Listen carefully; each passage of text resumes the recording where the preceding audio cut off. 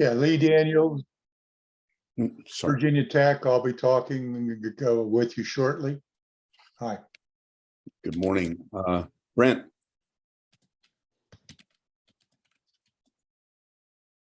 Brent Hunsinger, Friends of the Rappahannock Title Programs Manager, coming to you from the beautiful St. Martin's River on the Eastern Shore this morning. Oh, well, very good. And another one of our presenters, Skyler Zunk. Hey everyone, looking forward to speaking with you today. I'm Skyler with Energy Right, and I'm joined also on the line by my colleague Blake Cox, who's listening in. Very good. All right, Joe, still in Richmond, Lurch. Good morning, Joe Lurch with the Virginia Association of Counties. Michelle. Michelle Edwards with the Rappahannock Rapidan Regional Commission. Thank you. And John Saunders. John Saunders with Stafford County. Zach Jacobs, welcome. Morning, everybody. Thank you, sir. Zach Jacobs with Virginia Farm Bureau. And Zach is new to the Farm Bureau team. Good to meet you. John Bateman. Good morning, John Bateman with the Northern Neck Planning District Commission. All right, Harrison. Good morning, Harrison Previn with Culpeper County. All right, let's see. Blake Cox, would you like to introduce yourself? Sure. I'm also here with Energy Right, just listening today. Looking forward to the conversation. Good. Thanks for being with us. Don McGowan. Good morning, Don McCowan with Piedmont Environmental Council. Chip Bowles. Hey, good morning, Chip Boyles with the George Washington Regional Commission. Luke. Morning, everyone. Luke Peters with the Berkeley Group. Sarah Holberg.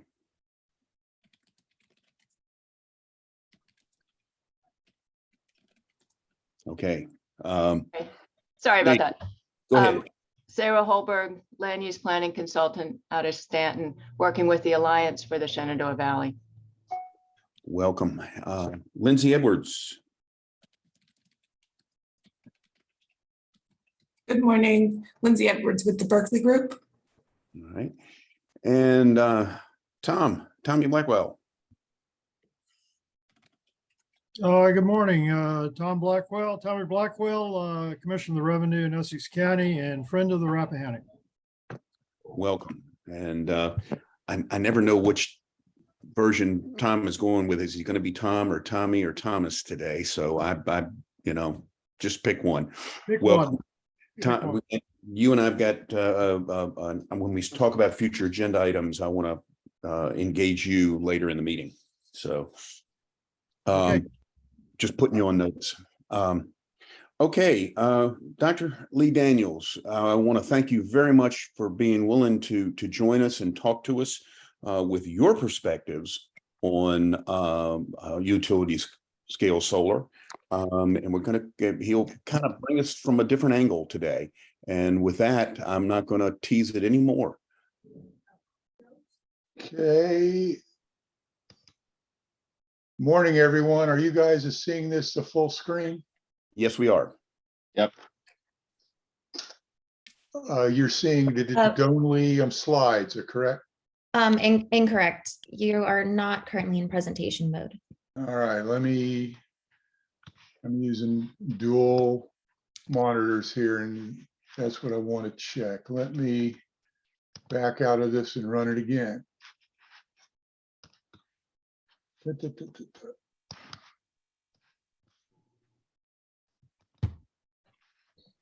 All right, now let's see if I can get the right one. How about this one? You full screen now? Yes. Wonderful. Okay, thank you. Hi, everybody. I appreciate the invitation and speaking with you. I'm sorry I backed out of it last month. I had an unanticipated health complication, let's put it that way, but I'm doing fine now. I've been working on soil disturbance related issues now for over 40 years, which is hard for me to actually admit in public. Focused originally mainly on mining impacts and then highway corridors and rights of way and construction sites. And for the past 2 or 3 years, with the tremendous increase in interest in solar in this state, I and a number of others at Virginia Tech have been trying to really rely on our research base to date on other modes of disturbance and apply it as best we can in terms of large scale solar site development. And that's what I'll be talking about here. There's a lot of information about our related work that is available at the website here. And you can also see my contact information. And I'm also interacting with a number of you on the HB 206 committee. All right, I'm gonna get on the right screen here so I can advance my slides. Okay, so again, we're talking about solar and solar impacts. And that's my area of interest, all right? So I'm a soil scientist, but really, like I said a minute ago, the focus of my work in my entire career at Virginia Tech has been focused on soil remediation following disturbance. So it's important we frame what I'm saying here and that. I've been quoted in a number of public meetings and other things on some negative statements that never came out of my mouth about solar, but I want to make clear I'm talking about site disturbance and its potential applicability in terms of large scale solar development projects. So it's important to point out that some of these sites have very low disturbance, less than 10%, but depending on roads, road access, trenching, regrading, cut and fill, particularly stormwater basins, which aren't usually tremendously large, but can be placed in what I'll call inopportune locations. And just overall compaction, and soil compaction is a major issue. There is going to be some level of major disturbance at almost any of these sites. Regardless of the issues I just covered, any site in Virginia that undergoes any construction, cut, fill, or has undergone significant soil erosion with time is going to expose acidic, low phosphorus materials at the surface that have got to be dealt with. During the initial clearing and construction phase, just basic DNS controls are absolutely essential. I'm not going to address those directly, but again, we have 40 years of experience in drastically disturbed environments in getting vegetation rapidly established and stabilizing sites. That's not the focus of what I'm talking about here, but we know how to do that. I tell folks all the time, we can make vegetation grow on marbles if we're given the appropriate options in terms of topsoiling and soil amendments. That's not a challenge per se. It's the other aspects of disturbance that are typically. This guy's literally in the fucking middle of the intersection. What an asshole. Most challenging. I didn't hear that question. No, that's okay. No problem. Then I will talk briefly about avoiding acid sulfate materials. Those of you in the Rappahannock area, particularly Stafford and Spotsy, if you're not aware of them today, you should be, and I'll be talking about them a little bit because you guys are in the hot spot of it statewide right now. In terms of important overview, we need to understand and clearly focus that every site, design, location, and the issues I talk about are unique, and there's no one sort of a cookie cutter stamp. I've been asked, particularly by a lot of local boards and zoning authorities, isn't there a standard protocol? Not yet. We're working on it. I'm working on an extension bulletin on this, but every site is going to be separate. Now, to some extent, in some sites, disturbance is almost complete, particularly on steeply sloping or moderately sloping sites where topsoil is removed and or there's a lot of surface grading. There will be large amounts of some level of disturbance. Now, it's going to be focused and concentrated, particularly with respect to compaction in certain areas and associated with ditching and trenching in other areas. And if topsoil comes back on this site, there's going to be another round of disturbance associated with the application or the longer term reapplication of topsoil. Now, I want to be very clear here because I have been misquoted. I do not question our ability to successfully revegetate these sites. We know how to revegetate disturbed sites. The questions revolve around maintaining vegetation over extended periods of time. To what extent do we need to remediate early site disturbances? To what extent we can make our common revegetation protocols compatible with particularly native species and pollinators, because there's a direct, I can't say antagonism, but it's difficult to get 80, 90% living vegetative cover initially on a site, and then simultaneously manage that site over time in terms of native species and pollinators.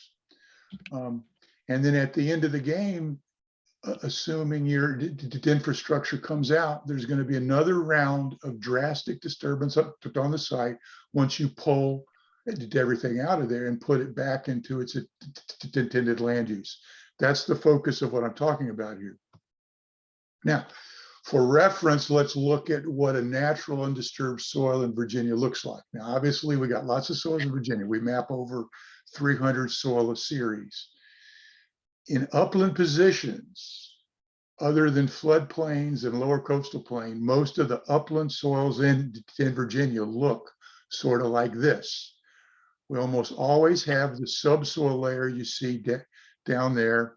That's high clay, red, has no organic matter in it, is going to be acidic in pH and very low in nitrogen and phosphorus.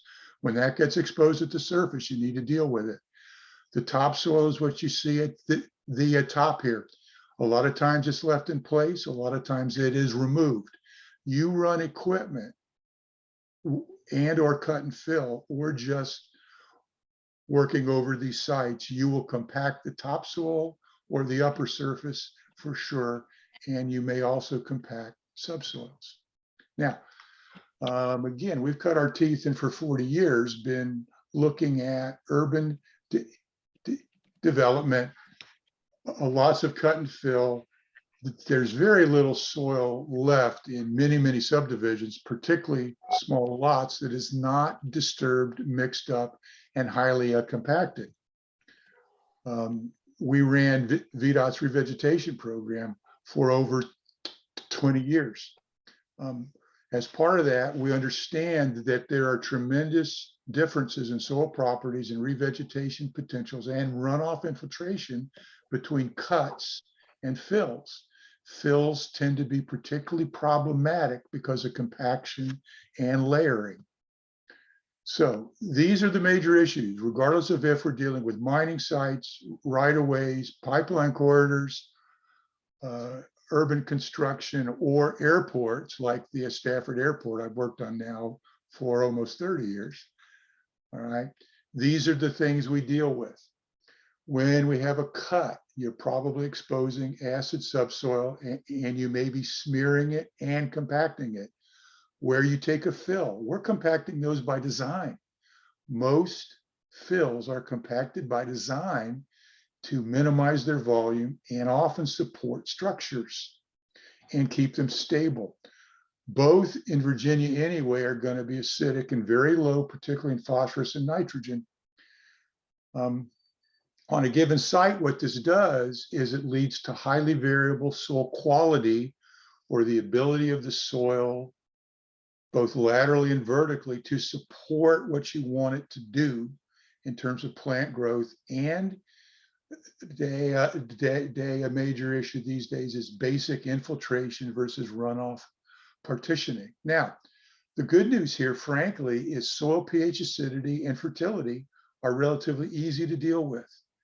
We can deal with those issues. Compaction, however, significant compaction, particularly if it extends into the subsoil and we do not have a sufficient rooting depth, is a long-term, both a short-term and a long-term significant management issue. Now, in all fairness, we also need to understand, particularly in the Piedmont and the upper coastal plain, and to less extent in the lower coastal plain and middle coastal plain, our history of land clearing and intensive row crop cultivation on uplands from the late 1700s through the Depression meant that most of the native topsoil over many of our landscapes is gone. Across the Piedmont and the upper coastal plain, if you look in those fields and see red, yellow soils, the topsoil is gone.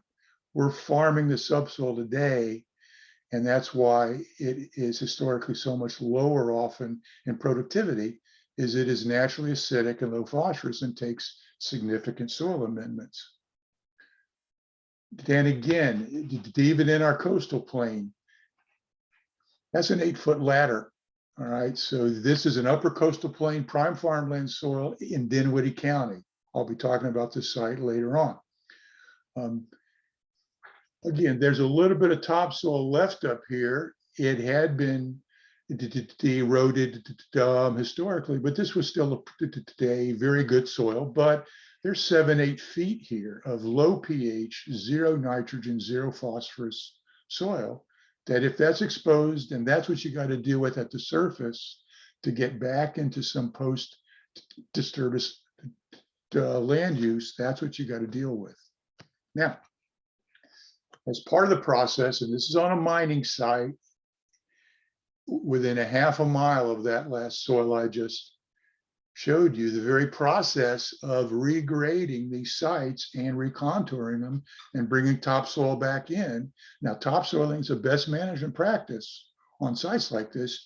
You pull it off, you set it aside, you save it, you hope, and put it back on that site. Even under ideal conditions, the very process of regrading topsoil with dozers or scrapers and pans followed by dozers is going to lead to significant compaction and this platiness we see here.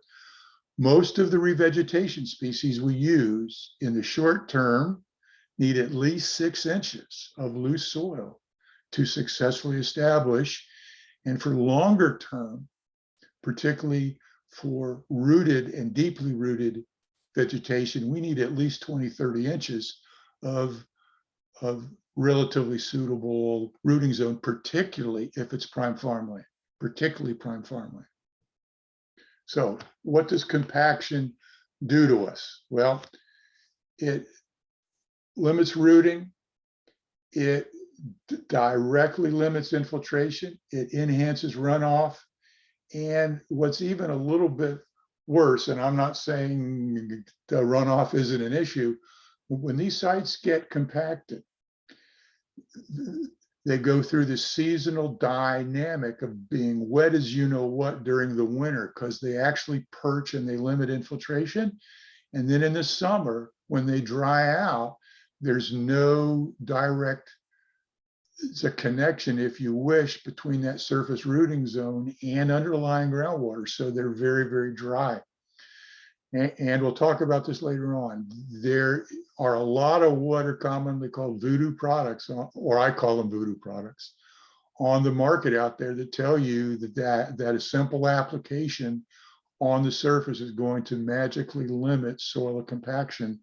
And that there's nothing out there like that. You need plant roots, shrink, swell, and tillage to actually loosen compaction. Okay, so how do we measure compaction? We use something called bulk density. If we look at the value here of 1.0, that's the density of water. Most soils and soil minerals are denser than water. And so the common range of soil bulk density in loose, aggregated, rootable soils is somewhere between about 1 to up about 1.4 to 1.5.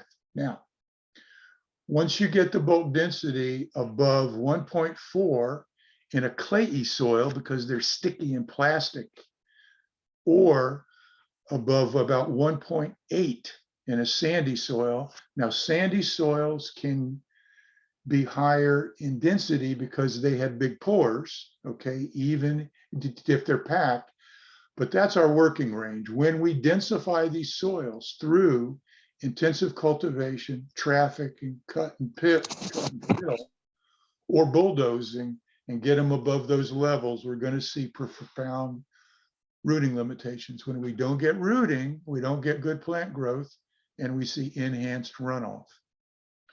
Okay, so it's pretty simple here. Any root to penetrate a soil has to find a hole and a continuous pore bigger than it is. Roots, the growing root tip is not capable of moving soil out of its way.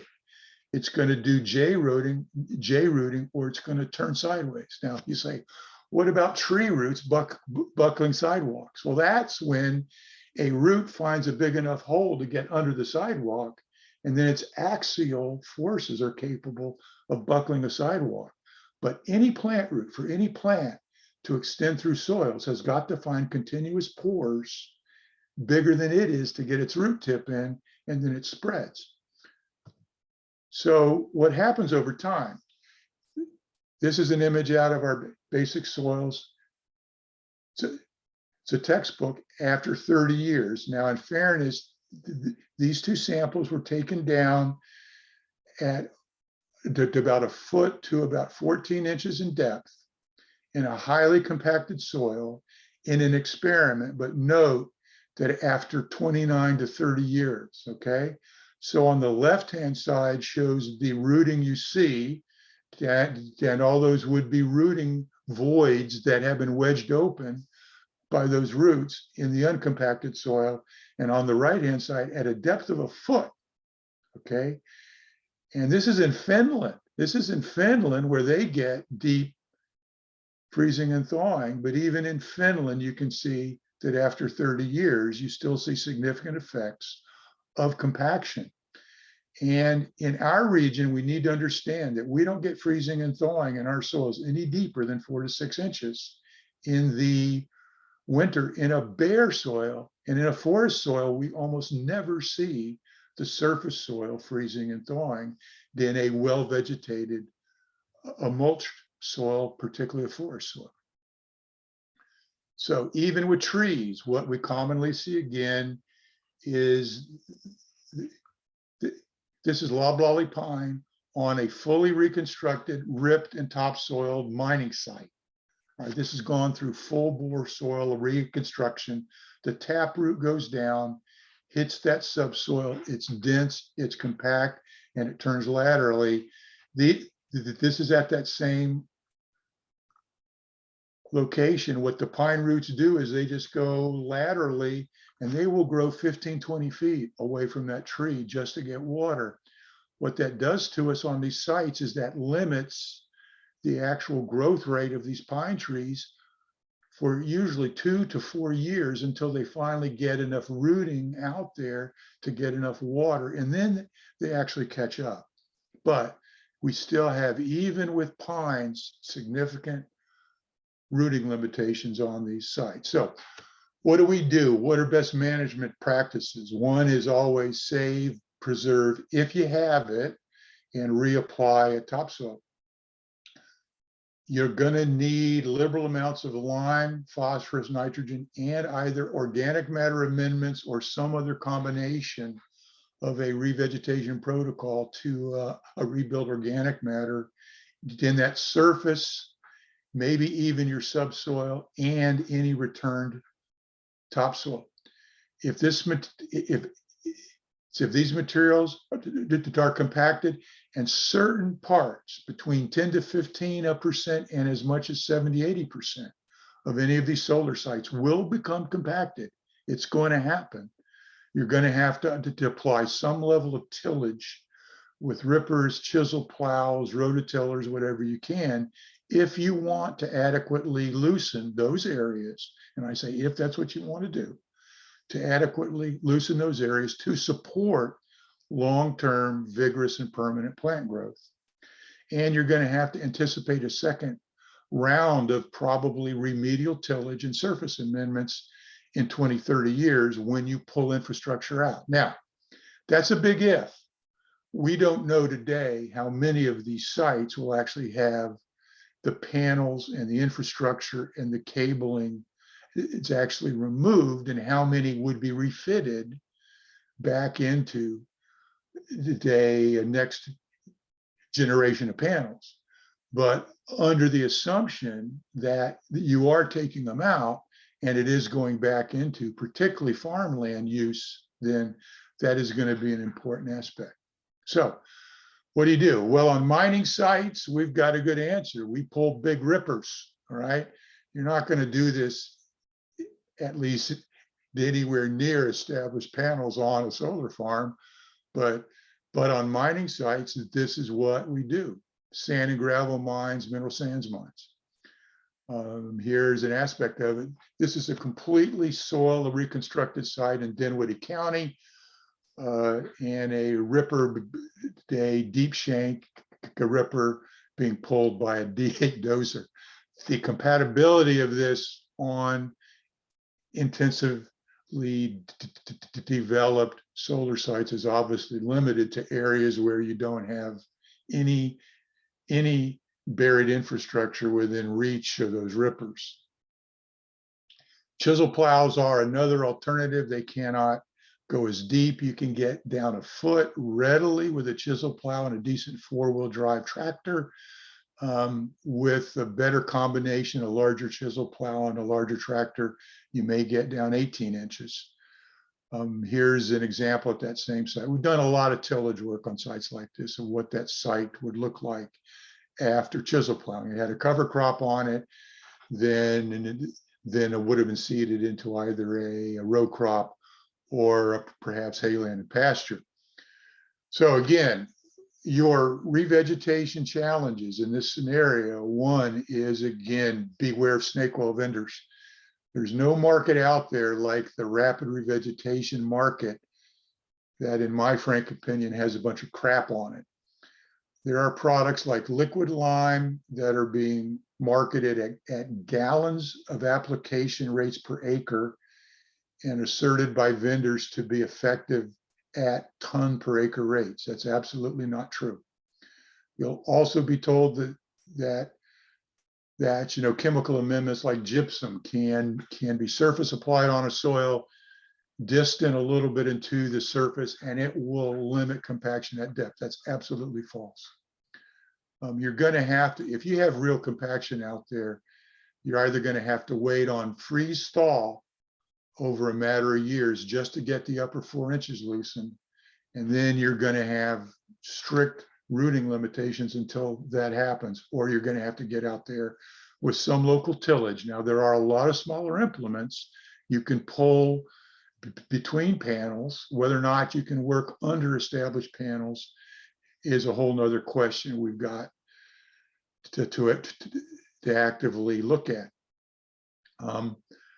It can also be challenging applying soil amendments on sites, getting them under panels and getting them incorporated, particularly on steeper sites. Most importantly is we need to be transparent with the public.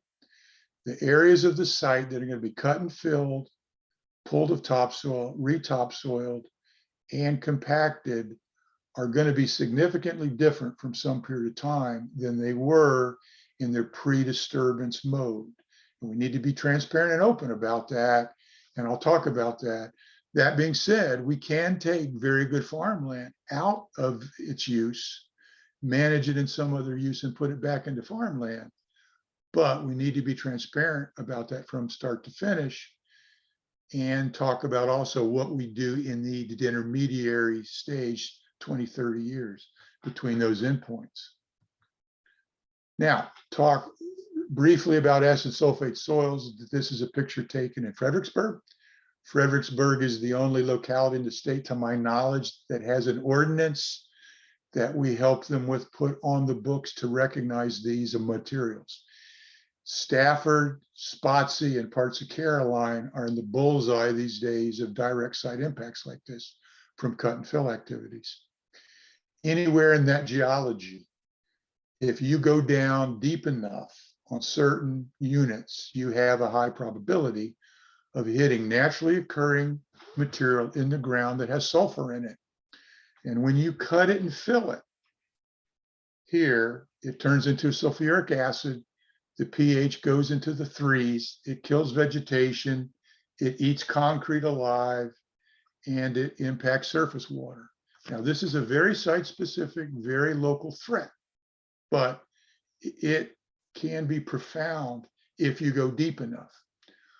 In most solar sites, and I reviewed a number of sites for this, in most solar sites in the coastal plain Piedmont, this material is deep enough that it is going to be well under the common zone of excavation of a number of sites. However, there are definitely solar sites going in today, have gone in the past, and will go in the future that are over these materials. It's a question of depth.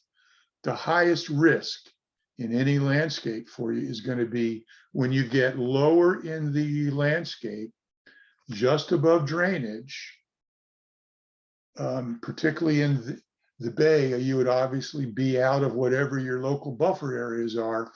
But when you get low enough in those landscapes and the water table comes up to meet you in wet soils, the water table preserves sulfur. So the largest risk we've identified so far is probably with stormwater basins that tend to be lowest in the landscape and would have the deepest excavation relative to the surface and have the highest risk. So this is just the coastal plain. Everywhere out there that is in a dark shade here in the coastal plain, and you guys are up here, right? Anywhere out there, if you go deep enough, how deep do you go? Well, it depends. We've seen it as shallow as 3 to 4 feet, but that again is in certain landscapes. It's usually down 15, 20, 30 feet. So most of our solar sites will not hit it. Some will, but only at certain locations. When you hit it in a cut, this is a VDOT cut near Mechanicsville. It's been out there for 30 years. It's still doing this. It's on 295. You'll see this yellowish, whitish color up at the top. That's now pH 3. That kills all plants. Acid runoff. What's tricky about this stuff is when it's undisturbed at depth, it is blue-gray in color or sometimes black. It gets mistaken for topsoil. It'll be high pH. It takes it weeks to months to occasionally years before that sulfur reacts. So it's a time lag reaction. And then it comes up and bites you in the butt because you haven't recognized it at the time of disturbance. You've left it at the surface, and then it's highly problematic. What do you do if you get it? You need to understand this is that same neighborhood in Fredericksburg. There are hundreds of lots in Fredericksburg, Stafford, Falmouth, and Spotsy that have this issue. Not tens, but there's hundreds. All right. You recognize it, you test it for sulfur, you put lime on it at an astronomical rate.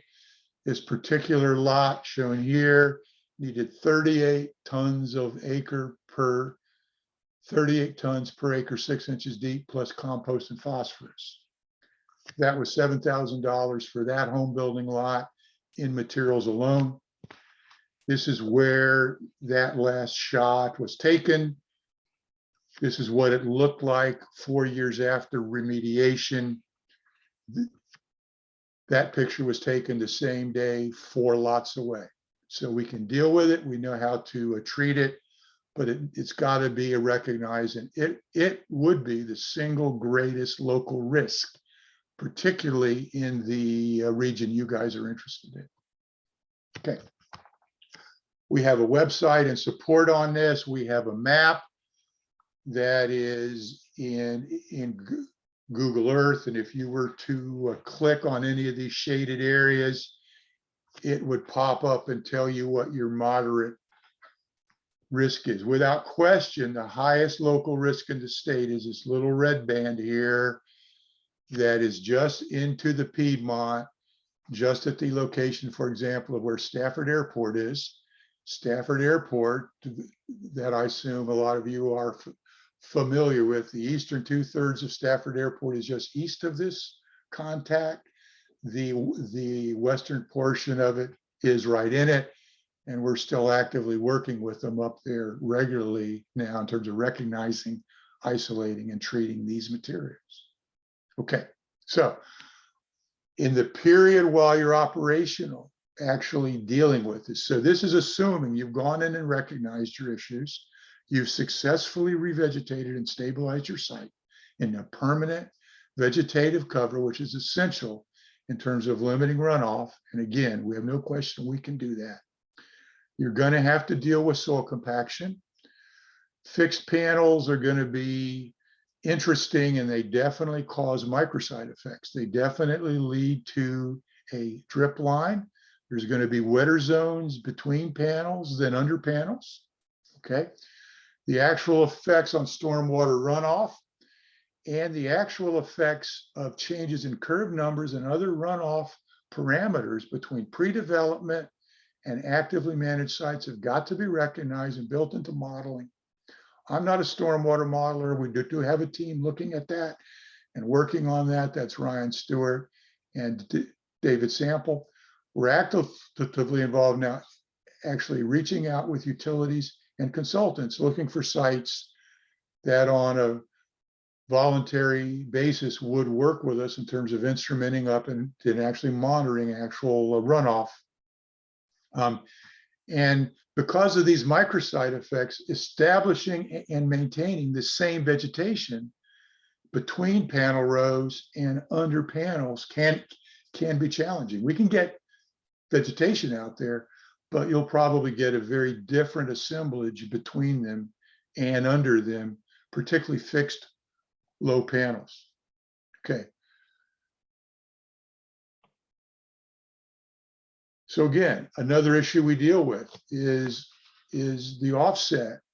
Once you get vigorous vegetation establishment, the species you use and the approaches we commonly use for that are based largely on highway corridors, right-of-ways. They may or may not be compatible at all, particularly with mowing management in the long term in terms of native grasses and pollinators. That is often much easier to do in areas away from the panels, but the compatibility of these things is something that we need to address. And we have some folks at Tech looking at that who are addressing to what extent can we do it between panels, especially versus areas outside of panels and buffer strips. Okay. Long-term challenges at closure. I've talked about this already. If you do go in there and pull everything out, you're going to do another round of soil disturbance. There's going to be more compaction. There's going to be more subsoil exposed. Return to previous land uses, particularly row crop agriculture, is going to be challenging. Now we can do it. I'll show you an example of where and how we have done it on a mining site here at the end, but it's going to take significant tillage, probably repetitive tillage. It's going to take significant soil amendments for all the areas that have been significantly disturbed. Areas that are relatively undisturbed, it may be very simple to go back in and get them back into prime agriculture, but those areas that are disturbed, and again, my comments and focus here on the areas that get disturbed are going to take significant work. Therefore, it is essential that we be transparent up front with landowners, local citizens groups, everyone from A to Z on what it's going to take to get these areas back into prime farmland, hayland pasture, or forestry, depending on what that longer term land use upon a return to the landowner or the land management entity will be. So, final example here is, a lot of you may not be aware of it, but the largest single disturbance that I know of to a prime farmland in one localized area, other than as building suburbs around Northern Virginia and Richmond and Tidewater recently, has been the mining of mineral sands in Dinwiddie, Sussex, and Greensville County. There have been thousands of acres of prime farmland. This is the locations of those projects. I've been working on these projects since 1989. So this is one here and one here. Why are they mining them? Well, they are very high in titanium and zircon. This is one of the farmlands right in the middle of the area. This one is still unmined, but just beautiful land. When you look at that color, most folks would say, ah, that's beautiful soil organic matter. No, that color in these soils is ilmenite, rutile, and zircon. That is highly valuable mineral. So all the dark color you see there is rutile and ilmenite. That whitish stuff is zircon. This stuff is worth hundreds of dollars a ton, and it's 4 times as dense as coal. So this is a tremendously valuable resource. This is the prime farmland soil that underlies it. It has 6 inches to a foot of a sandy loam topsoil. It is uncompacted, relatively uncompacted, to a depth of 40 inches. And you see corn roots down here to 40, 50 inches. This is the rooting depth issue I talked about. Yeah, this is acid, lower pH down here, but there's available rooting depth here. And for prime farmland return, we need to get at least 20 to 30 inches of rooting depth back on those sites. So these areas for 15, 20 years now have been returned.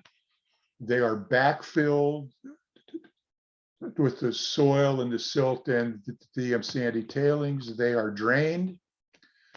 As soon as they can get them drained, they get back on them. One of the issues with regrading into these sites, particularly when they're moist and wet, is you compact them. On any site that you regrade it with dozers or scrapers and pans, at any moisture content, you're going to compact it. However, you get on it moist, you're going to optimize soil and compaction.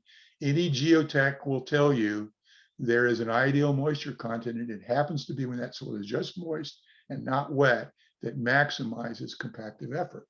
Okay. What do you do then? You recontour the site, you deep rip it. We talked about that. There have been over 1,000 acres treated like this. You bring topsoil back out, but the sheer act of bringing topsoil back out, particularly with rubber tired vehicles, and then regrading it back out, you're going to recompact the upper subsoil and probably that topsoil. So again, it's going to take another tillage event. And again, it's that surface compaction that should be loosened. We've done a number of experiments on this. The largest one I'm finishing on here was a 10-year research project. These were very large plots, over an acre in size. On each plot, a range of treatments involving organic amendment with biosolids to tillage and topsoil of return. Here's a picture of them. Each one of these is a single plot. All treatments and plots were replicated 4 times. Color coding here, you can see where we got really good yields. That's where we used biosolids. Interestingly enough, where we did topsoil return, at least initially for 2 years, we saw poor yields. Why? That was compaction. Check plots did sort of in the middle. Why? Because we got better tillage on them and we added plenty of lime and phosphorus. So these are first year corn results. We have a 10-year, actually 9 full seasons on this. Okay, it is always important you compare any soil reconstruction experiment or any effort on a practical basis to what is your valid comparison. At this location, we had an unmined site directly adjacent. It's the farm I showed you earlier, prime farmland, never mind, managed identically to these reclaimed lands. This is first year yields with the right combination of just subsoil and what they call tailings and organic amendment and tillage. We got a very good yield. That was over 200 bushels of an acre, pardon these metric units. However, we did not reach or match unmined prime yields. We did beat the county average. Now, the county average is for all lands, prime and non-prime, in corn in that year. Topsoiling at this site for 2 years was an issue. Why? Because we recompacted that topsoil, and regardless of the fact that we chisel plowed it once, it wasn't enough. After 3 years of chisel plowing it repeatedly, after 3 years, the topsoil came back and equaled other treatments. Now, you don't want to spend time looking at this. I've got a copy of this study posted to our website. We had all these row crops. Now, this is completely reconstructed land, deep rip tilled, topsoiled, managed as best we could with fertility, chisel plowing, probably every other year.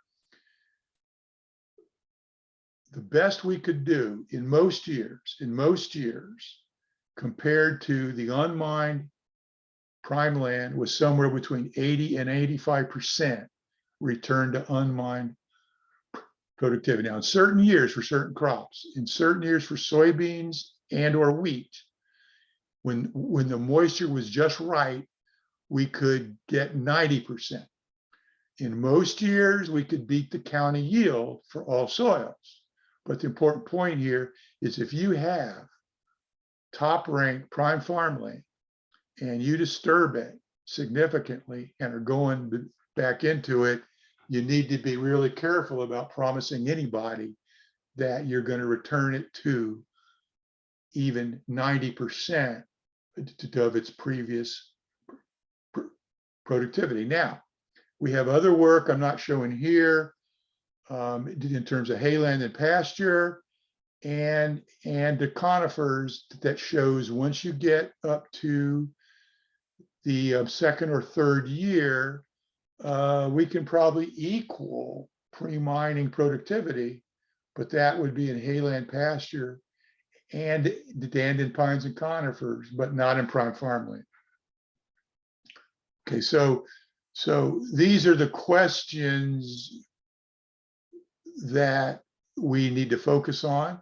We do not have to date any site-specific research on solar sites. We're having to extrapolate experience from mining and road building, construction, Stafford Airport, onto sites like this, and that's where we are. Then there's these, challenges over time that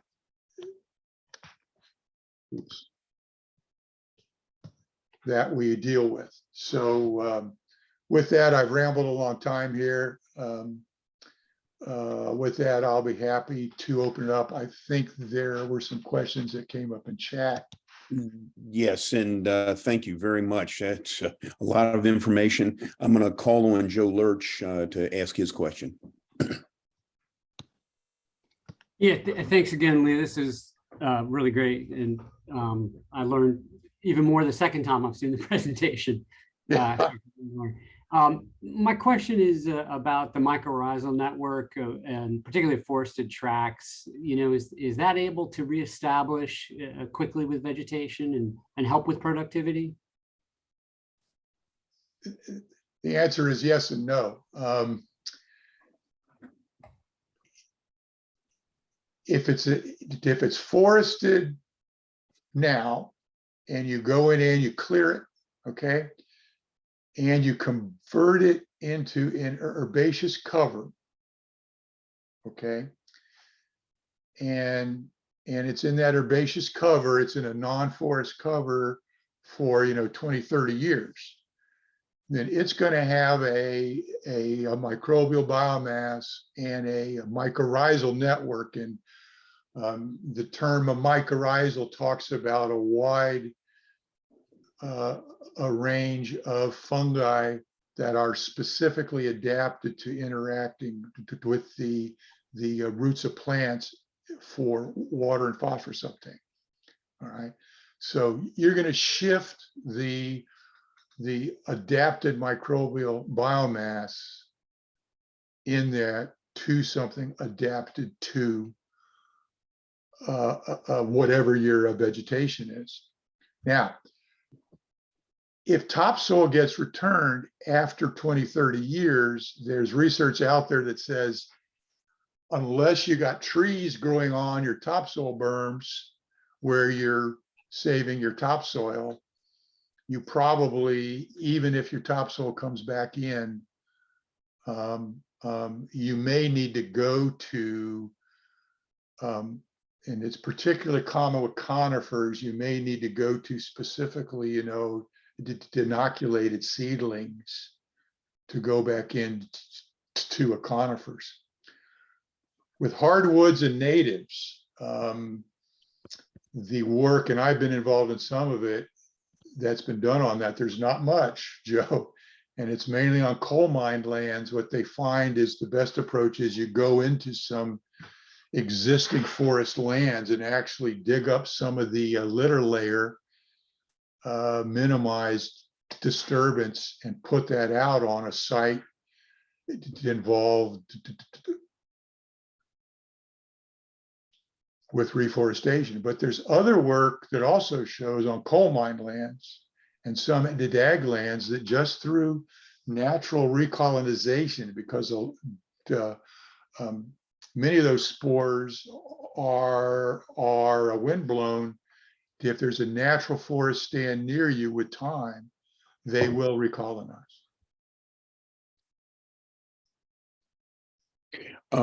Michelle, did that answer your question? Hi, yes. So Michelle Edwards with the Rappahannock-Rapidan Regional Commission. And my question was for prime ag land, because I know that soil health has been a focus in a lot of the conferences and whatnot that I attended recently and before the pandemic, that farmers work for decades building soil health, similar to what you were talking about with the fungi and the mycorrhizal landscape. How long does it take to rebuild that once you get rid of it? I'm a little skeptical, to be perfectly honest, that it would happen anywhere near quickly, that you could rebuild that soil health. Yeah. 20 years ago, we called it soil quality. Now we call it soil health. And that's really due to particularly NRCS really emphasizing it in terms of oversight and funding in the past decade. So I've got a three-part answer, all right? The first one is going to be, what is the extent of disturbance? So that's a key factor, because on some sites, large amounts of these sites are going to be relatively undisturbed, right? And it should be an objective of all efforts moving forward to think about during the site design and planning process, what we're going to do to minimize disturbance first, and secondly, remediate it as quickly as possible. Okay, now, where there is what I would, in the old days, we called it drastic disturbance, and I'm a co-author of a book with that title. Where you're taking the topsoil off and where there's cut, fill, and or significant compaction of the subsoil, and loss of aggregation, and these vertical rooting channels I'm talking about. And even when topsoil comes back on, if it's prime land, if it is prime farmland, and now there's quite a bit of debate today, and I'll leave it at that, of what is or isn't prime farmland. Prime farmland to me is what the NRCS defines it to be.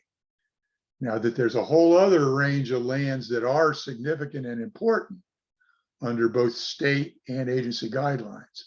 But I'm talking prime farmland as defined by NRCS in soil mapping and classification efforts. If it is prime farmland and it is significantly disturbed, it will take significant application of amendments and tillage, and it will take several years to get it to 85, 90% of its pre-existing productivity. And that's doable. That is, but it will take years, if not longer, and that will not be one-time treatments, remediation. That'll probably take subsequent years of amendments and tillage. And it's not just based on our work in Virginia. Back in the late 70s and 80s and 90s, when the Surface Coal Mining Act passed, it applied to tens of thousands of acres of prime farmland in Illinois, Iowa, Kentucky. And they identified way back when that compaction, soil reconstruction, and rooting depth and phosphorus were the main limitations. And they identified it would take years to get back to farmland status, at least 3. And their target was 85, 90% with statistical confidence. So.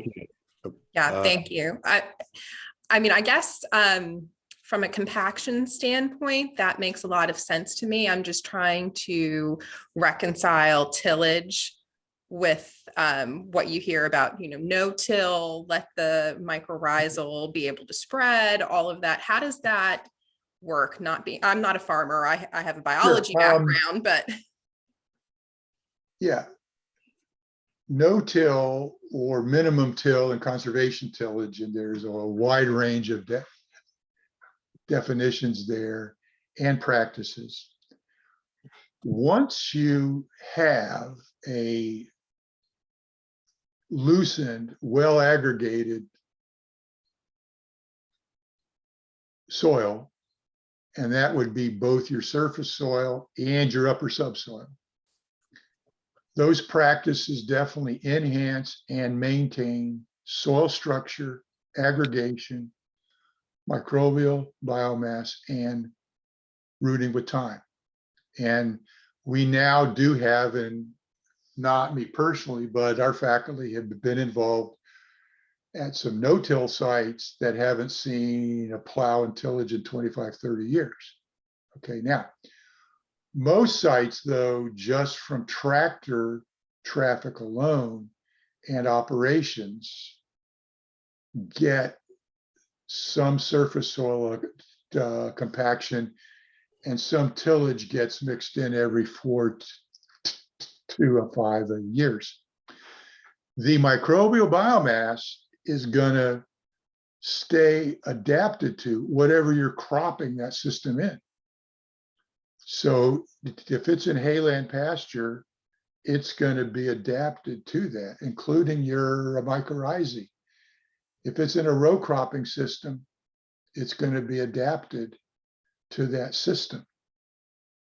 Okay, and yet everything you can do to minimize tillage once you get the system loose, it is advantageous, and we certainly would recommend that. Another practice would be, we commonly use is,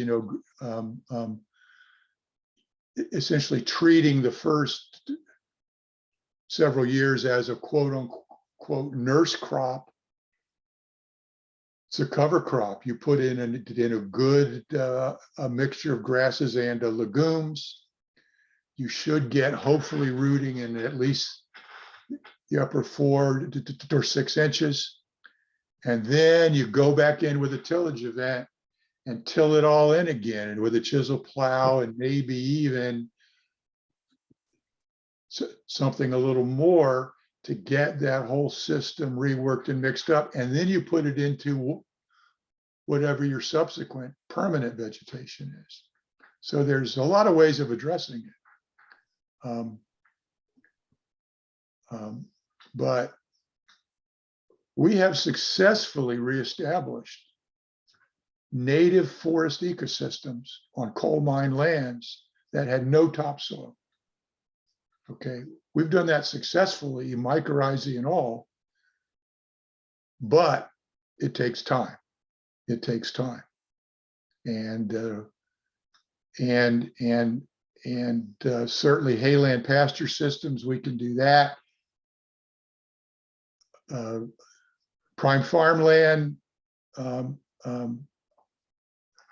I don't see us having problems with that, but we need to understand and be transparent and open about what that target is going to be. Okay, I think we've got 3 more questions. I'm going to hit Luke Peters first, then John Bateman, then Joe Lurch. So Luke, go ahead. Hey, thank you. So I was thinking about the practical implications of this. You know, for solar siting requirements, there's often, you know, either a security or bond for maintaining the native vegetation, or a CUP requirement that it stays in place. So, you know, you could actually be violating your CUP if the vegetation dies. I'm wondering 2 different things, actually. Would it be in everyone's best interests to sort of require retilling the soil after installation of solar panels in order to give the plants the best chance? And or because, unlike mining, where the site is in continuous use, instead of making a topsoil berm and saving that until 30 years later for decommissioning, should the topsoil be removed, or should it be removed and then replaced after installation, and then removed and replaced for decommissioning as well? Just trying to think of what the best way to go about that is, and, you know, if it should be more or less a requirement in order to help both the developer and the locality. Yeah, there's about 4 questions in there. Yeah, sorry about that. No, that's fine. No, and this is where my mindset is these days, you know, we're wrapping around these things and trying to. We need to recognize that there are going to be disturbed, compacted areas. And again, it might be 10%, it might be 70, 80% of a site. All right. In order to get and maintain essential vegetative cover just during the initial site construction and stabilization period, areas that have been heavily disturbed and compacted without some level of soil amendment and loosening are going to be challenging in terms of revegetation. Okay, so, you know, I would certainly recommend, but to do that, you got to recognize the compaction on these sites, predict where it's going to occur, and I know where it's going to occur. And most folks can walk over a site with a modicum of education and know where a soil is compacted or not, and figure out, you know, during that construction phase, what the remediation it'll need. Okay. Would it be reasonable to measure the compaction or take these predicted areas and say, well, you need to remediate these? I think you could do either. I advocate, particularly working with home builders, is something I call the calibrated screwdriver test. You just take a big ass screwdriver and go out there and jab it in the ground in areas off-site, are intact and uncompacted, and areas on-site. And it's pretty easy to tell if the soil is significantly. Now, your geotechs can do that via all kinds of other measures. We do it with a core ring sampler, but yeah, you can measure bulk density, you can assess it. And I also think, depending on how these sites go in, we can probably predict it. We don't have a research project on that yet. We're pursuing proposals in that area currently with a range of entities. Let me leave it at that point. Okay. Now, but yeah, I would, I think areas that get significantly disturbed are going to need a remediation moving into their active revegetation stage. And then it's going to be a question, like I said, is what's it going to take for 20, 30 years to maintain that cover?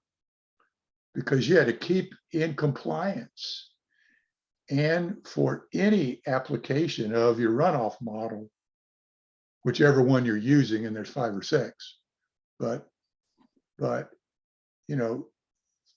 they're assuming one, as far as I know, similar runoff infiltration.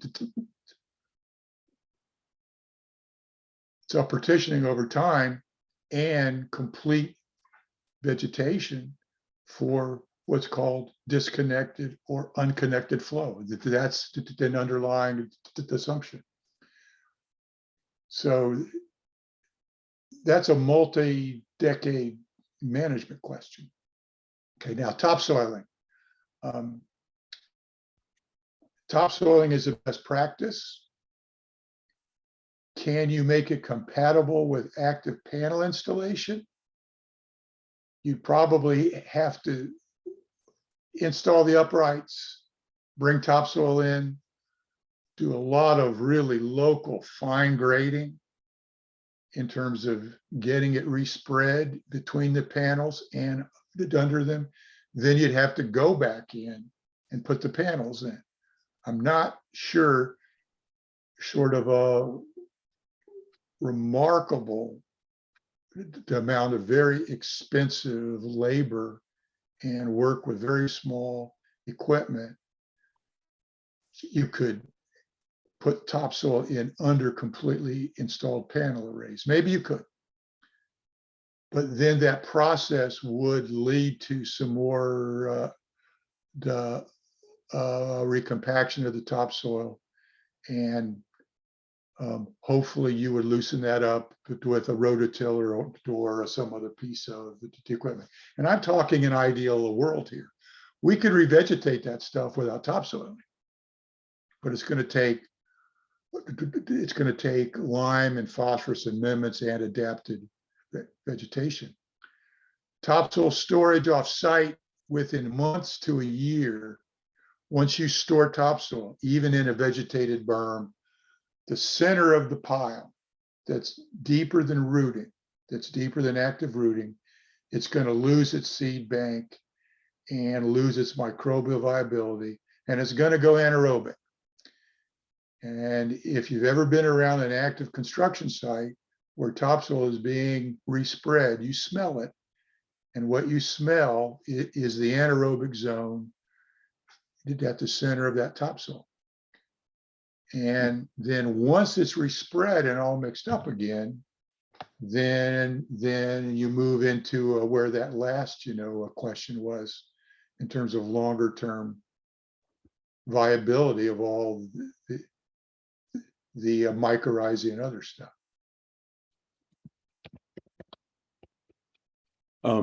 Okay, question from John Bateman. Yeah, I don't know if anybody else is as alarmed by this as I am, but we have quite a few forested parcels that are being developed out for utility scale solar, and you've already talked about this, so I don't know if I have a question on that, other than I'm worried that forested use is not going to be easily obtained again, that it may be a permanent change? First of all, we do have an expert on that who was actually originally nominated on the House Bill 206 panel, but his name is Michael Ost at Virginia Tech. He specializes in particularly remediating effects of compaction and erosion and forest land BMPs. Okay, it's not what I focus on, although I've done a lot of work looking at reestablishing forests on mining sites. Okay. If there is subsoil compaction on a site that was in forest, it's converted out of forest and is in some other management, if that subsoil compaction is not remediated, you could see a long-term effect on forest productivity. The closest thing we have to it is we do have a replicated experiment with loblolly pines. Again, it's on that very large site in Dinwiddie County and Sussex counties. With loblolly compared to other data from surrounding counties for similar soils on native sites that showed that once we got beyond year 3 to 4, that the annual growth rate of the lobs caught up to and was equal to undisturbed sites. All right, but those stands were established in 2013. So they're now going on 10 years old. They're really, whether or not that subsoil compaction and rooting limitation I showed is going to really affect them now that they're essentially a closing canopy in this really important growth stage they're moving into. I don't have the answer for that. And that's harder to predict. But I would encourage you to contact Mike Ost. If you just type in Mike Ost and Virginia Tech in a Google search, he will pop up. His first name is actually William, so his email is Wast, W-A-U-S-T. But he's good at that stuff, and particularly he's our statewide expert on forestry BMPs and particularly remediation of rutted sites, compacted sites, stream side buffers, and also wetland sites. Okay, we've got 2 more questions, and I'm going to encourage Joe and Harrison to keep them brief. And if you need to get more detail, send Dr. Daniels an email and carbon copy me, and we'll put that in the record for this meeting. And then we want to give Skyler Zunk the opportunity to give his presentation. So Joe, take it away. Yeah, real quick, not a question, but a comment, and it relates to the House Bill 206. Because of Lee's great presentation, we had a great discussion about developing a pre-application review of a site with the landowner, the developer, and maybe some experts in forestry and ag, with the whole idea being before you send out the equipment to start clearing land, particularly if you're for forestry, if you're harvesting it with the intent to convert it, that you get a good idea of things that you can do to Lee's presentation to avoid cut and fill and think about the long term. And so there might be some really good opportunity through the DEQ permit by rule process to initiate that. Okay, hey, thank you. Harrison. Yeah. Just 2 quick things. First is I now understand what makes soils ag important, how you can qualify ag important soils now. So thank you. I've now learned that. But my quick question was, and this is kind of to the whole group as well, is how many of these solar sites are we actually expecting to decommission and try to be returned to an agricultural or forestal use? Because and maybe this is because I'm still, learning the ropes and trying to feel out the whole solar world and everything, but I would think that a lot of them would just try to renew and just try to replace their panels and go for another, I don't know, like 30-year, 50-year lease or whatnot. Okay, Harrison, you have asked a dynamite question because some of us on this call have been having that conversation as a sidebar. Once you put it to solar use as technology advances, aren't you just going to change out the panels to a more advanced panel and create greater production or efficiency? And I'm going to not let us go there today, because we could spend the next hour on that discussion. And Darren Coffey and the Berkeley Group guys, I encourage y'all to think about how we want to talk about that, because I know of the work that y'all do. And as a matter of fact, Tommy Blackwell, from a standpoint of local commissioner of revenue, I'd love to hear your perspective on that as well. But for the sake of preserving a time for our next presenter, who we've really squashed, I'm gonna move us on. I'm gonna thank Lee Daniels very, very much. This has actually generated more discussion and interest than any other single presentation we've had, and it's really great information. More to come. With that, thank you very much. And Skyler, I'm going to turn it over to you. Sure. Well, thank you, Eldon, and thank you to the technical committee for having me today. It's a pleasure to see several familiar faces on screen and off. I'll give a quick shout out. Jillian and I were high school teammates and classmates. Eldon, you got one of the best brains south of the Rappahannock River on your team. So congratulations on that. Again, my name is Skyler Zunk, and been in this field from the nonprofit angle, commenting and educating on energy policy, clean energy policy and projects for the past year. My colleague Blake Cox and I, a couple weeks ago, launched Energy Right, a new nonprofit that we have founded. I will toss the link to our website in the chat. But let me tell you a little bit about what we're doing. I've also had the privilege to watch back through, I guess, the last 4 technical committee hearings that you all have had on the topic of solar energy development. I have a couple comments to make on the stuff I've heard so far, but would really like to hear questions from you all. Do not have a presentation prepared. Anything that I can do to answer your questions, provide a grassroots nonprofit perspective to the conversation, please toss the questions my way. Blake and I founded Energy Right to bring a conservative voice to the clean energy discussions that are happening all across the state, but specifically adding a conversation and adding comments at the local level. We think these projects, as difficult as they are, and these policies to hash out, are best decided at the local level. We would hate for an unelected body of bureaucrats in Richmond to be the ones deciding who or where these projects go, how big they should be, and how they fit into the rural landscape across Virginia. Our counties are doing a lot. They're doing a lot of different things. Folks are continuously adapting their ordinances and comprehensive plans to figure out how solar can be the best neighbor possible.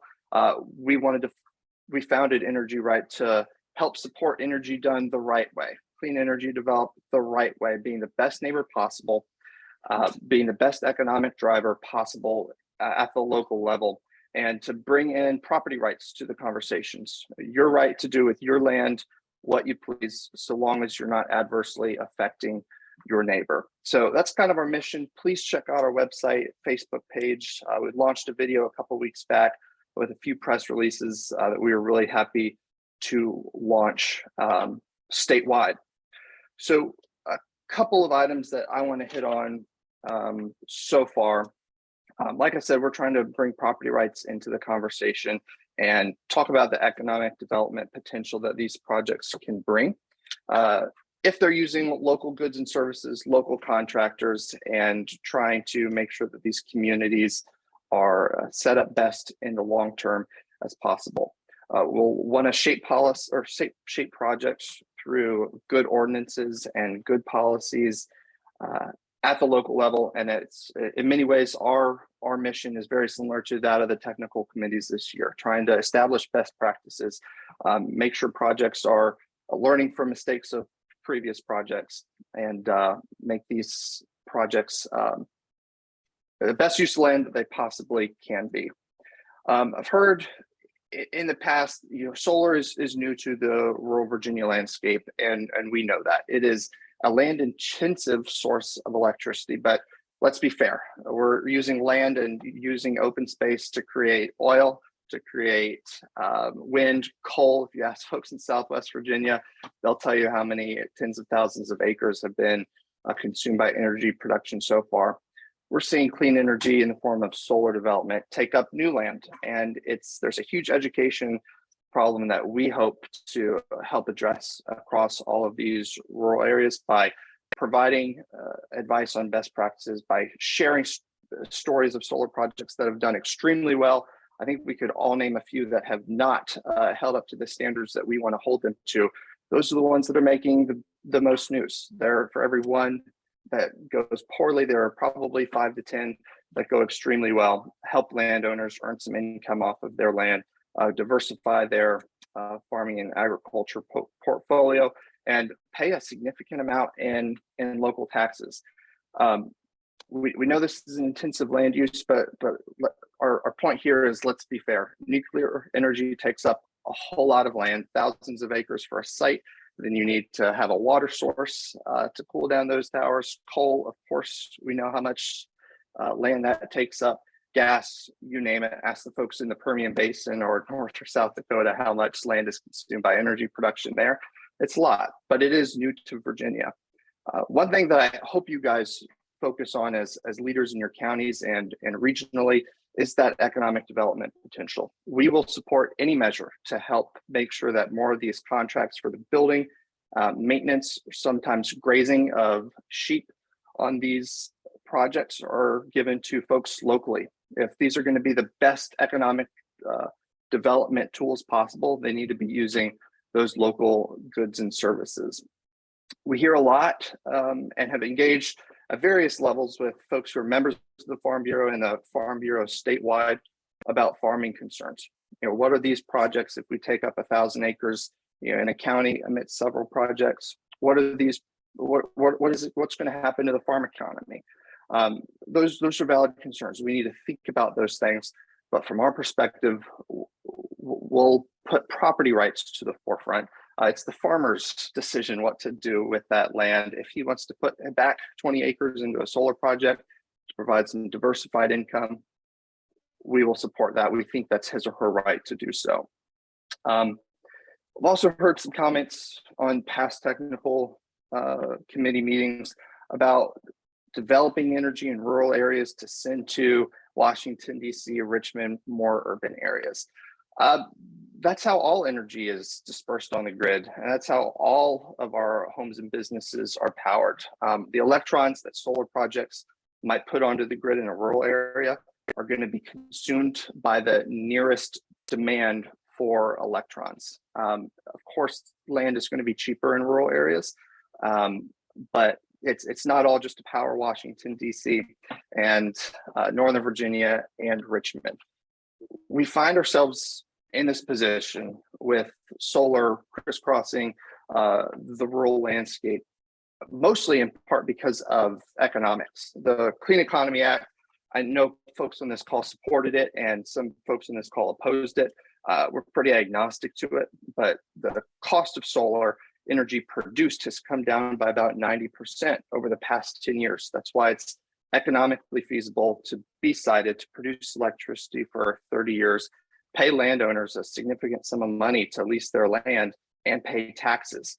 The levelized cost of energy, solar compared to fossil fuels or other renewables, solar utility scale solar, ground mounted, is always coming in at the cheapest way to produce electricity with and without government subsidies and assistance for solar and every other type of energy development that the government finds a way to subsidize and or infiltrate.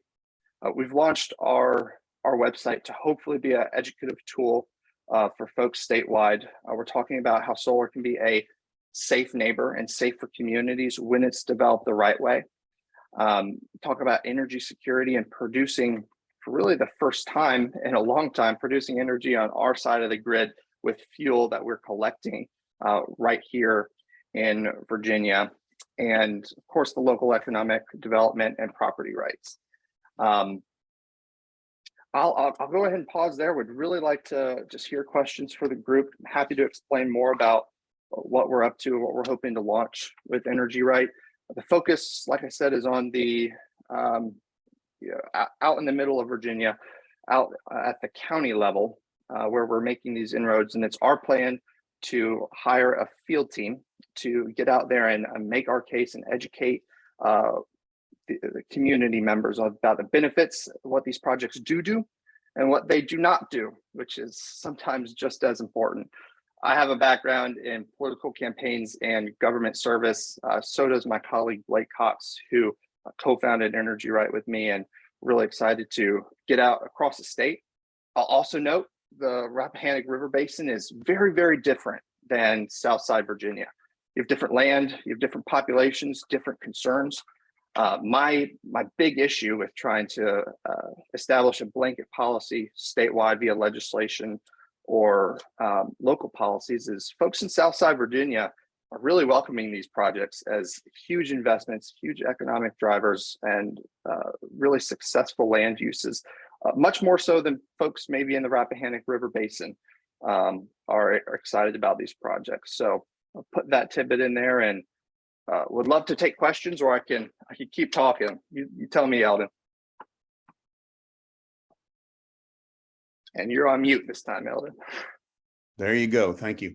I want to throw it to, we have a couple questions. First, Harrison had his hand up. Thanks, Eldon. Yeah, so two quick questions for you. So my first question is, why not focus, but also advocate or work towards an aggressive distributive solar renewable energy path, especially like in urban areas? Obviously, it wouldn't take a lot. Obviously, it would take a lot to compare to the output of a utility solar facility, but it would dampen demand and actually, make use of already built up space, such as, parking lots, flat rooftops, etc. And then also probably even a little bit more in y'all's workhouse and what you guys have already been doing is why not expand the scope a little bit towards also just like, 5-acre community solar aspects where you have farmers renting out, like leasing out a small parcel of their land instead of, having these massive projects that span hundreds and hundreds of acres. And yeah, those are the only two things that popped in my mind. Harrison, great question. Let me try to break that up into a couple of different segments. We're in full support. I mean, we're in all of the above energy sort of organization. Large scale solar, small scale solar, other forms of clean energy, we're going to support. I mean, honestly, we just don't think solar is getting a fair shake at the moment. Distributed solar, small scale solar, community solar is what folks call it when it's, maybe 5 to 20 to 50 acres. We're in full support of those projects. Unfortunately, we're seeing counties ban those projects. I think it's changed now with some recent shifts in legislation because they're not able to tax them. And the counties are asking, if we're not able to tax it, what's the community benefit for allowing a farmer to put 10 or 15 acres into a small scale solar project? We certainly would like to not see that happen across the state. I will say costs go up. You're not having the economies of scale at the DG level that you do on the utility scale level. Costs can sometimes double or triple. There's not the economies of scale there when you're constructing these projects. Rooftops, parking lots, you name it, I'm going to support that. I think it's common sense to put solar on top of a parking lot or on a roof. However, there's Dominion, who has a lot of concerns about energy security and liability of people tampering with these high voltage electricity lines that might be 5 feet above their car or on a large rooftop. That liability question exists, and I'm not that sure how to answer that. Rooftops, let's do it. I think one of your past presenters, it might have been the Nature Conservancy, talked about doing solar on rooftops, and you can't satisfy our electric demands by just doing it on the rooftop. It might be a piece of the puzzle, but a lot of roofs aren't built to hold hundreds, if not thousands and thousands of pounds of solar panels and racking systems, like we wish that they could. And increasingly, residential and rooftop, these very expensive panels would need to be owned by the person who owns that property, owns that roof. It'd be difficult to lease it out. We're seeing some solar being placed on schools, and the schools are saving a lot of money because their electricity bills essentially evaporate. But it's a huge upfront investment for these panels to be bought and installed. Developers and folks bringing these projects have dollars from private equity, New York money, investing these dollars across rural Virginia, but it's a significant amount of money that they're having to sink in to build these projects. Huge upfront cost, but the fuel is free for the 30 years that these projects tend to last. So we think that's a piece of the puzzle. There are just some. It's very easy to say, just put it on rooftops. Don't put it on a field. Don't put it into a timber crop operation. Again, I'd point back to property rights. What if that timber crop owner, timberland owner is making $48 a year annualized on a pine crop over 30 years, maybe seeing 1 or 2 harvests during their lifetime? Those landowners have been paying taxes. And if they want to pursue solar development and the transmission lines up and it's a perfect scenario for a project, we're going to support that. Okay, I've got a couple of comments that have come in that are more global, so I'm gonna hold off on those. Other questions for Skyler? This is John Bateman. I have a comment. I think we all envision our energy future as being somewhat of a puzzle, filled in by many various pieces.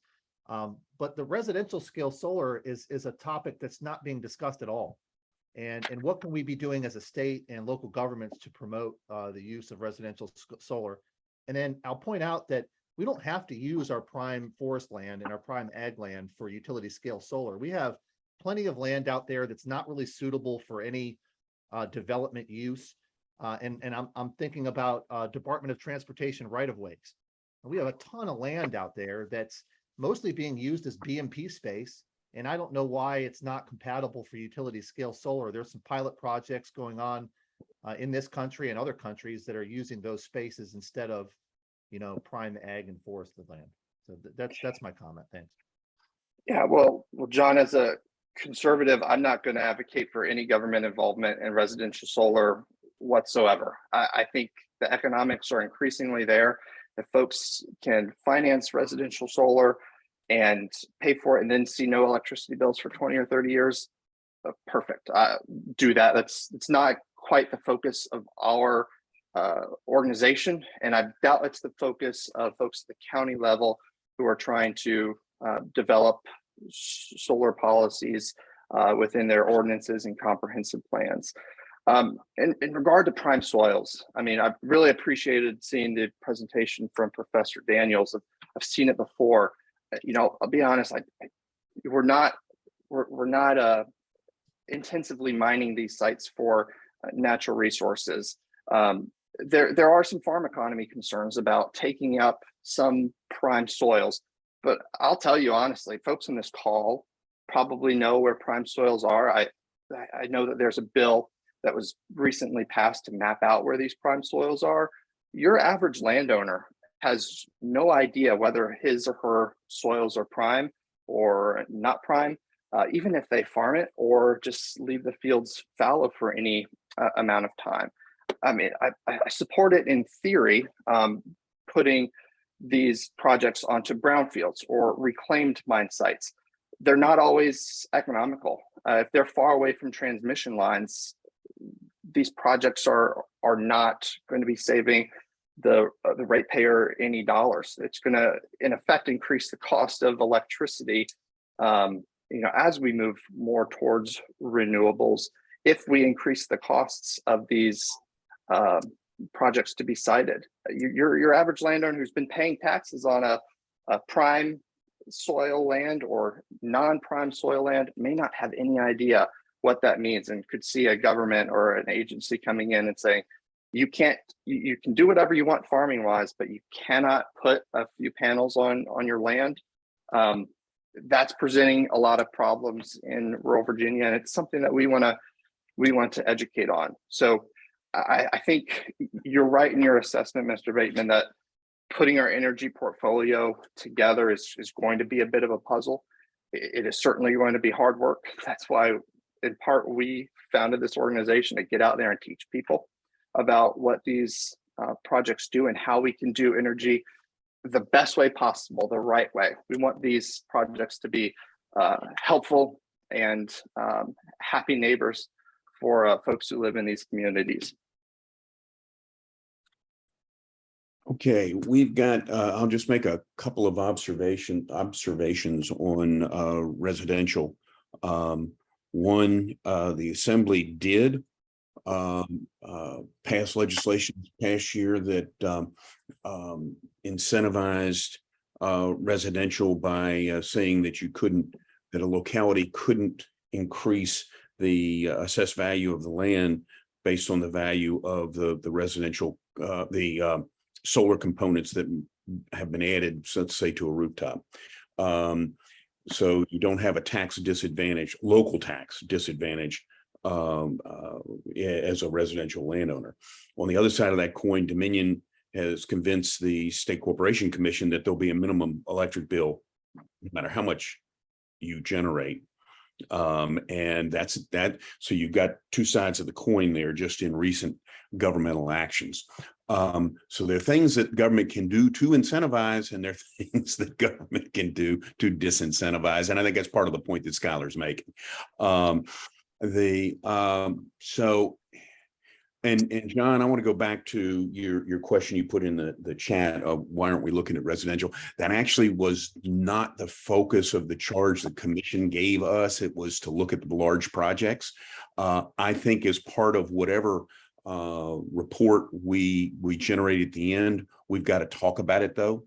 And I think the discussion that was just had about the puzzle pieces is an important aspect of it. But I don't think we're going to go into the detail on residential that we have the opportunity to on the utility scale. And we've got to talk about all three levels: the distributed, the individual residential, and the utility scale. So with that, I want to encourage us as we go forward to keep having all of those discussions. John, what I just said wasn't meant to shut down a discussion. It was just meant to put it in the context of the charge that was given last December by the commission. With that, other comments or questions for, frankly, either of our presenters at this point before I move into the final stage? Yes, go ahead. Yes, Eldon. Michelle Edwards here with the Rappahannock Regional Commission. So I definitely agree with Skyler that we've heard again and again that putting these projects on brownfields is more expensive. So this group has talked a lot about providing incentives to solar utilities to be able to site those competitively on brownfields. And I wanted to know how you felt about that. I mean, certainly there's a long-standing history with various levels of government providing subsidies and incentives to various electricity producers or utility producers. So how do you feel about that? Yeah, like I said, if there is a site that, how to put this, I'm all for multiple uses. As we increase the talking about agrivoltaics, I think that can really help communities integrate solar, into land. If you're able to graze sheep or even grow crops underneath these panels, if you're able to put solar on land that has been previously disturbed or classified as a brownfield, let's do it. These projects have the potential to generate a lot of electricity and a lot of money. I'm sure that these companies would love some government assistance if folks are willing to hand it out. But there's a false notion that we can put all of this on brownfields. There's surprisingly few brownfields that have any transmission capacity on them. And if it were easy, I'm sure you can get a brownfield cheaper per acre than a greenfield that does have productive other uses. If it was easy, we would see the market orienting that way. All for creative ideas and to incentivize it and to make folks aware of what might be a brownfield and what might not be. There's very few mapping tools to determine what a brownfield or where brownfields exist and what they actually are. So I'm in full support of it. I think it's a big and important piece of the puzzle. But too often we'll see counties, Mecklenburg's coming to mind immediately, where it's saying solar can only be sited on brownfields. That's in their comprehensive plan. There are no brownfields in Mecklenburg County, maybe 50 acres. I think I saw one estimate, and they're entertaining project proposals of 500 acres in size. So too often we've seen counties say sited on brownfields as a way to pretty much prohibit any solar development taking place.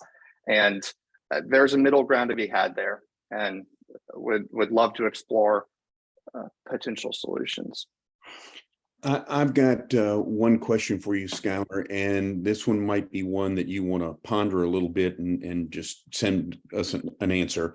Are there some local ordinances that you think are particularly well done from your perspective?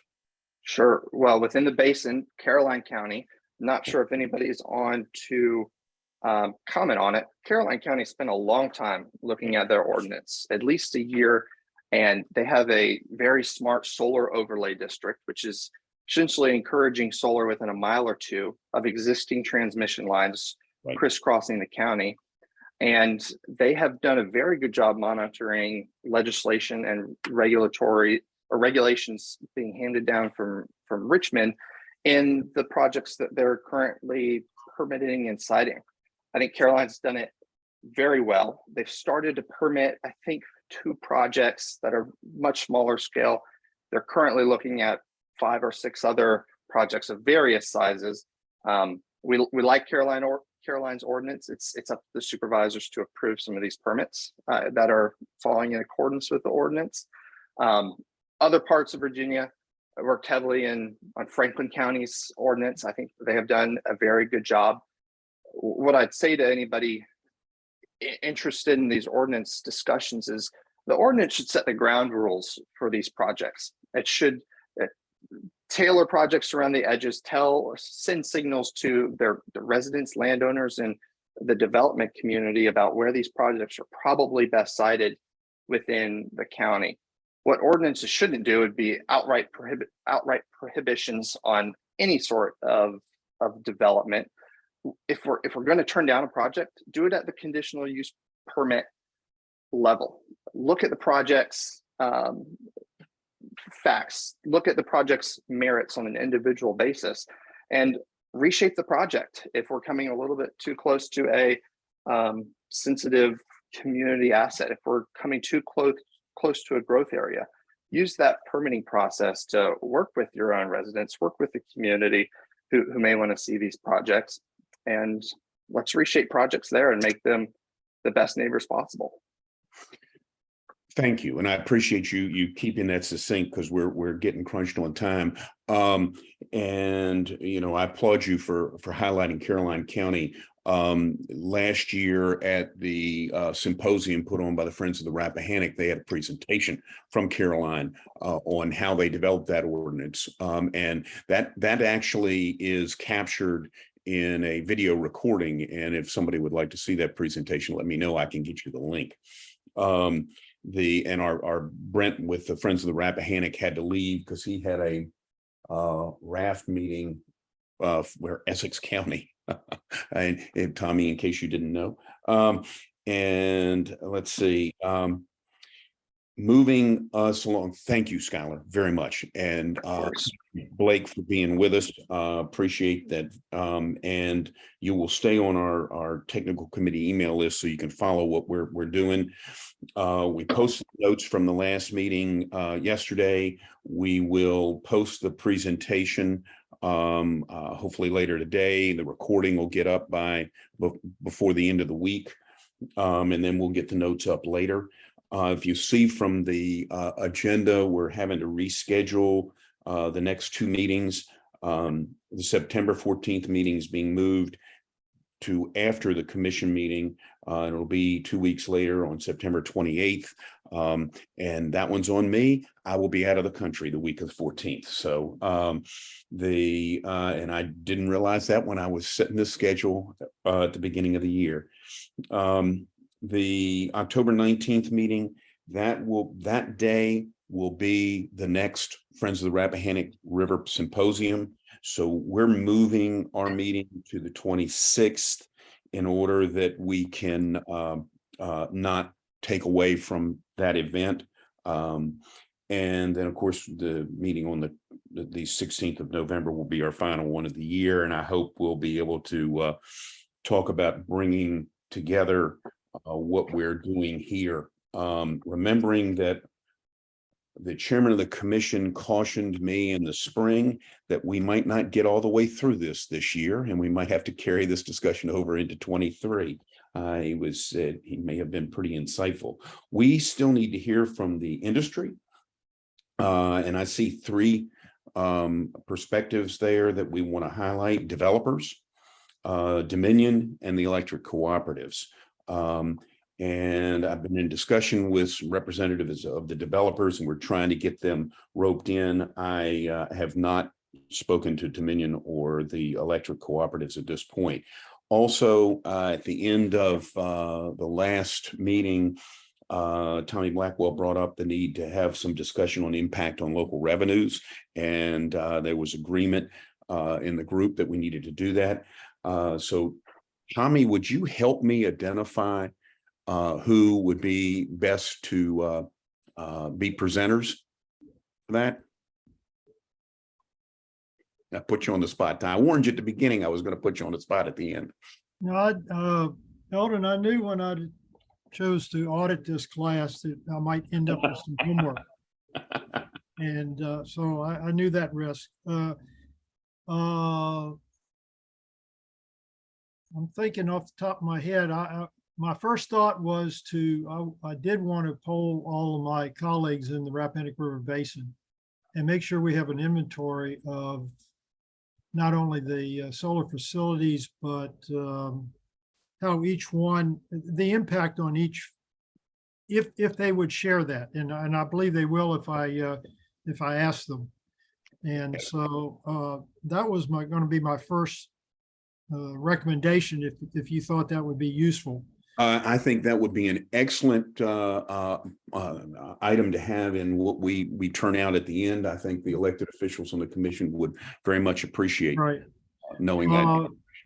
To have a spokesperson for this, I think I would. One name that comes to mind is the property tax director at the Virginia Department of Tax, Rod Compton, who has talked about this to assessors and commissioners. I might recommend him, or I'm thinking that perhaps once I've talked to all of my colleagues, and if I can get all this information, I could also address it if you wanted it at a more amateurish level. I'm not going to accept you classifying any presentation you do as amateurs. Okay.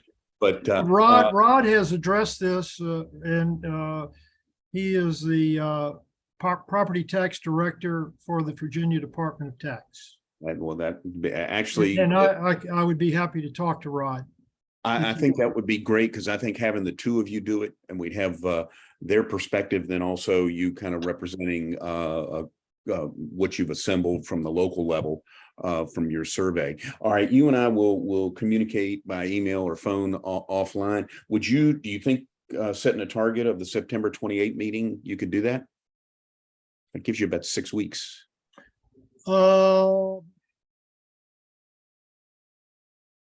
Let's shoot for it. Yes.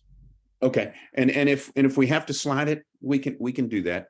Well, the only reason I've got a couple of trips on my schedule that I'm going to be out of the office a couple of weeks over the next 3-4 weeks.